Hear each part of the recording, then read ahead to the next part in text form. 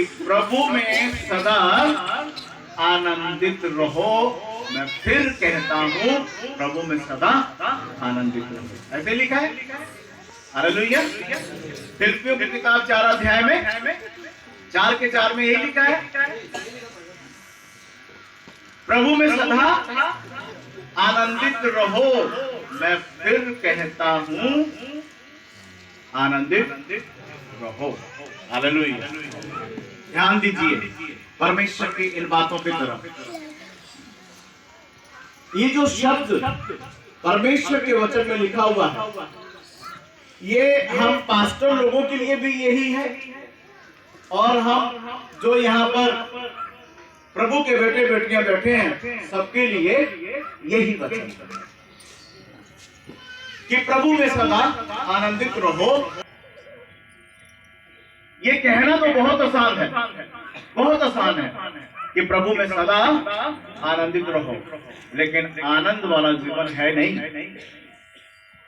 कहना तो आसान है।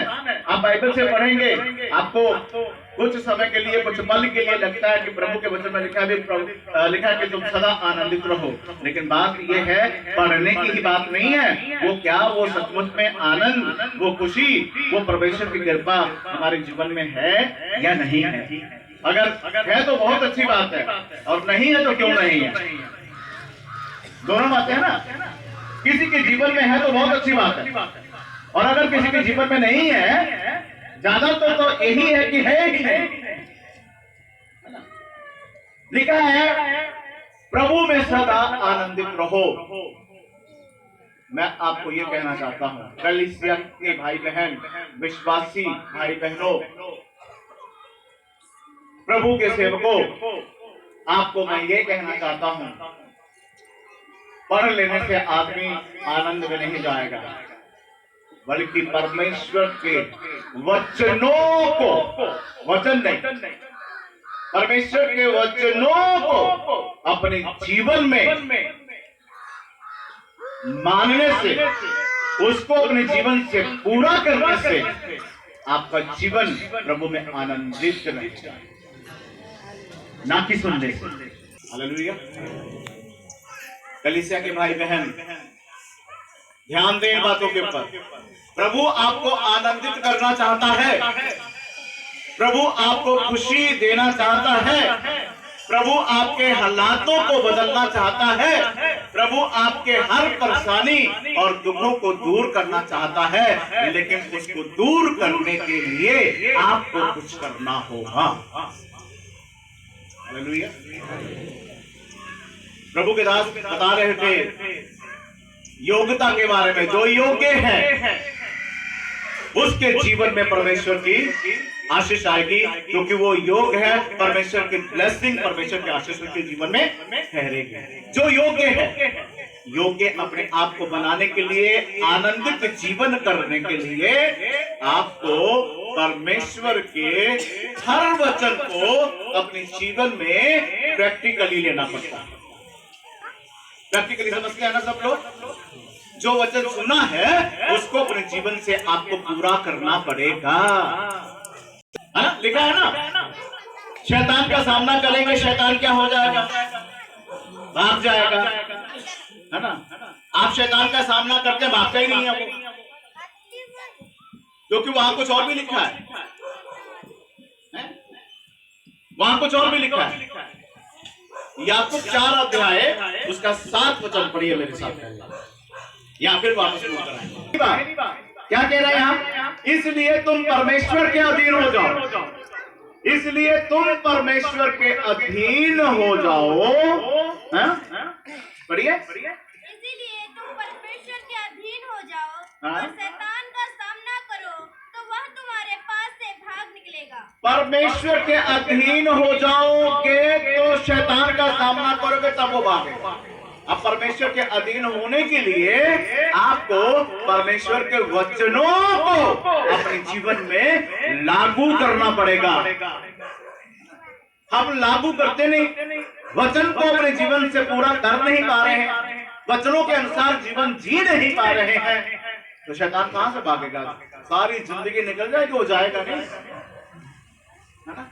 हर एतवार को प्रॉब्लम, जिसको कहो, जिसको हाथ लगाओ वो खेलने लग जाता है। होता ही नहीं होता, समस्या जा ही नहीं रही है, क्योंकि तुम अधीन नहीं हो रहे हो, तुम प्रभु की उन बातों को मानते नहीं हो। और परमेश्वर के हर बात को मानना हर विश्वासी, हर भाई, हर बहन, हर प्रभु के सेवक को जरूरी है। हम मिक्स जीवन के साथ चलते हैं, थोड़ा सा अच्छाई, थोड़ा सा बुराई, है ना, थोड़ा सा सच, थोड़ा सा झूठ। ये जो मिक्स जीवन है ना, यही आप लोगों को प्रभु की आशीष प्राप्त नहीं करने का। प्रॉपर आशीष तभी प्राप्त होंगी जब आप परमेश्वर के वचन को पूरी रीति से अपने जीवन से पूरा करेंगे। Hallelujah, hallelujah. प्रभु में सदा आनंदित रहो। मैं फिर कहता हूं, आनंदित रहो।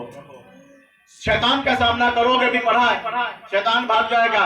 ऐसे आपका जीवन ठीक ना हो, आप कहते हैं यीशु मसीह के नाम से शैतान चले जा, कहता तू कह रहा है, शैतान हंसता आपके ऊपर, तू कह रहा है,